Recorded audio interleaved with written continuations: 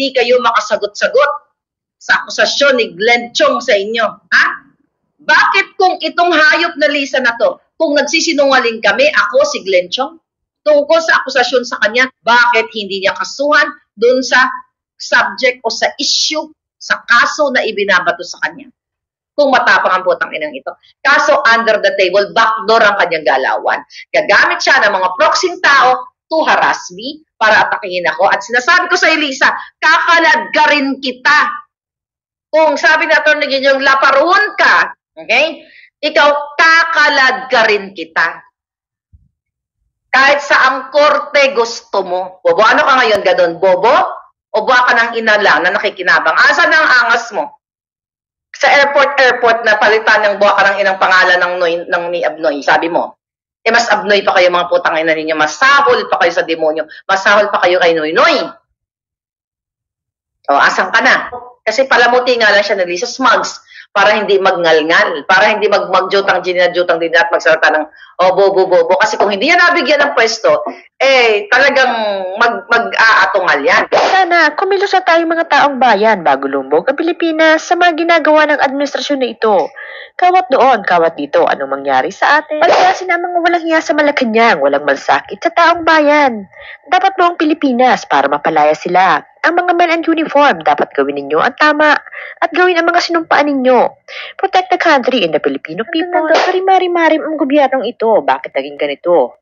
Bagag at ahas, ang ginawa ng ahas, tumuklaw at maglingkis, puro kademonyuhan, sobra na. Hindi kayo makasagot-sagot sa akusasyon ni Glenn Chong sa inyo na mismong nakawitness, nakarinig at part ng campaign at nakita niyang kababuyan ninyo. Pero ang putang inang kuting ng Norte,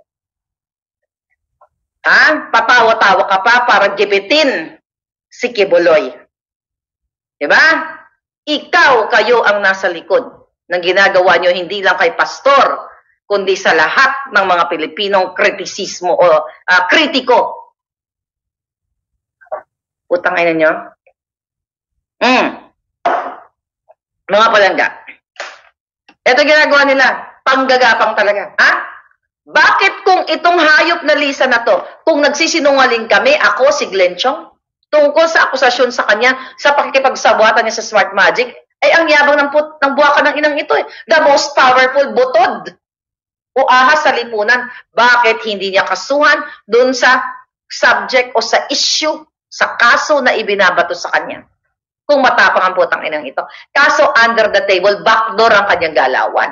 Gagamit siya ng mga proxyng tao to harass me, para atakihin ako. At sinasabi ko sa Elisa, kakaladgarin kita. Kung sabi na ito, yung laparuan ka, figure of speech. Okay? Ikaw, kakaladgarin kita. Kahit sa ang korte gusto mo. Fair and honest fight. Hindi yung kadyutahan mo na gumagamit ka ng pera ng bayan, gumagamit ka ng mga bayaran mong alipores. Buwa ka ng inang to. Mamaliitin tayo. Sabi ng friend ko, your fight is my fight. Sabi ko, this fight for the Filipino people. Yung laban na ito, sabi ko na gano'n, hindi ko to laban lang. Bakit ba ako nagsalita? Kung tumahimik lang ako, di sana. Diba? Walang magugurgur ng ulo ko. Pero sabi ko doon sa kaibigan ko, sabi ko, thank you, sabi ko na gano'n, sa pagtulong, pagsuporta sa akin. At sabi ko, ang laban na to, hindi ko na to laban. Ito ay laban ng Pilipino versus sa evil na si Kuting at si Lisa Ahas Araneta Marcos. Yang putang ina yan ang kalaban ng bayan.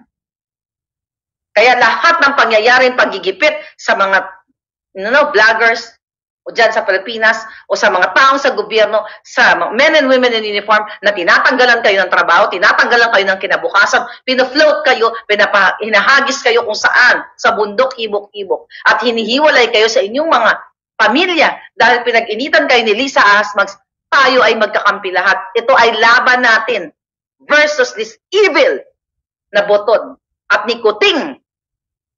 Kaya sabi ko mga palangga, kung si pastor ay appointed o anointed son, pareho lang tayo. Tayo din. Tayo ay itinalaga dito na magsama-sama para labanan ng demonyong ito. Demonyo sila. Nilagpasan nila sa Satanas. Kaya hindi ko lang to laban, alam nyo yan. Bago maging first lady yung hayop na yan, ginasika-sika lang ng kanyang mga kamag-anak na aranetang may pera talaga. At siya ay isang surot na dugyot na pinipilit na tumaas. So, wala naman tayong problema kung mahirap ka mayaman. Hindi ko naman sinabing mayaman ako eh. You know my story. Di ba? Mahirap din ako. Pero, hindi ako nagnanakaw sa katulad dito na nagso-social climbing, na nag-i-enjoy ng pulburon, ng alak, ng mga drama sa Malacanang at naapektuhan ang taong bayan. Eh, tangay na yan. Yung ina-point nila, sila Regadon, na napakaingay, na ipinaglalaban yung airport na yan, na papalitan ang pangalan ni Ninoy. Diba? Dahil ganito, bulok, dadadaasan na yung jutang gininang yan. Nagkaroon ng pwesto, political accommodation, binigyan ng pwesto to fight against hunger. Kumusta naman? Pakita niyo ba yung putang inang yan? Isa pa, yan, may ilagyan. Buwa ka ng inang yan. Ano yan, bobo?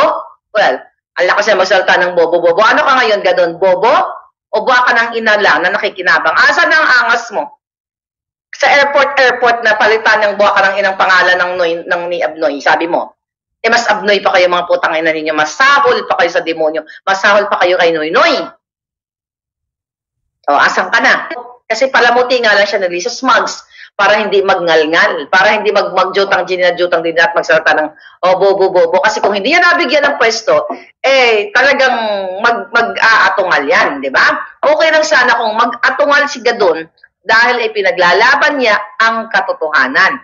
Magkatotoo sa atin dito. Di ba? Bumubuga tayo ng apoy, hindi dahil hindi tayo nabigyan ng pwesto. Bumubuga ang ating apoy dito dahil sa injustice, sa kababuyan na ginagawa. Pero si Gadon, ano eksena? Ang tapang-tapang, di ba? Asan ang tapang ng putang inang ito? Ang daming issue. Bigas. Ito, sa Senate, chacha, wala, tahimik. So, ganun talaga kapag ang tao ay walang prinsipyo, puro lang angas, pero walang puso para sa inyo. Tandaan niyo yung mga taong yan. Kasi kung may angas yan, at kung meron niyang puso para sa inyo, hindi niya tatanggapin yung pwesto na yan. Dahil nakikita niya yung kabulukan. Alam naman niya sa sarili niya bakit natin siya sinasama dito? Dahil isa yan sa maingay. Kasi nung panahon ni Noy-Noy, tungkol sa airport na yan, airport. And our subject right now is airport. Pero tahimik ang jutang ginina. Nakasabay ko yan during the inauguration. Nakasama ko sa table. Okay, ang pamilya niyan. At makikita mo talaga na mga walang modo. Mga kababayan, itong nangyayari sa atin, punot dulo ito ng pagiging national problem ni Lisa Smugs. Kaya minarta ko silang lahat. Akala nyo, kayo puro panakot, kayo hindi ko kayo tinatakot. Hindi ko kayo tinatakot. Dahil yan ang totoo nyong kulay. Kaya ang haba ng diary ko, mga palangga. Lahat ng mga persons of interest, isinulat ko ang mga putang inang ito. Kasi sino ba pinag-uusapan natin dito? Lahat ng anomalya nila. Bakit ako gugurgurin ng mga to? Kaya't narito pa ang mga komento mula sa mga nananawagan, nagagalit at mga dismayadong mga netizens. Pangit ng gobyernong ito, malala pa sa gobyerno ng mga nakaraang pangulo. Lantaran ang balatan sa politika, halatang lahat gusto maging hari at siga, sila away-away. At yung mga Duterte gusto nilang durugin. Pati yung mga media na kinakastigo ang komunista gusto nilang patahimikin. May halong dilawan at komunista ang gobyerno. Halata naman, pati mga media takot mamatiko sa palasyo. Baka mapasara. Samantalang nung mga nakaraang mga pangulo, walang tigil ang kanilang batikos. Nung panahon ni Marcos Sr., kay Ramos, Cory, Gloria, Erap, Noynoy, Duterte, lahat ng media bumabatikos ang mga yan. Pero ngayon, lahat sila sip-sip, bihira mo marinig na bumabatikos ang gobyernong ito. Marim-marim ang gobyernong ito, bakit naging ganito? Bagag at ahas, ang ginawa ng ahas, tumuklaw at maglingkis, puro kademonyuhan, sobra na. Para sa akin, pag may mag-alok sa akin na humawak ng baril at magkulita sa gobyerno ngayon, di at papayag ako dahil nakikita at namako ang kaguhan sa gobyerno ngayon.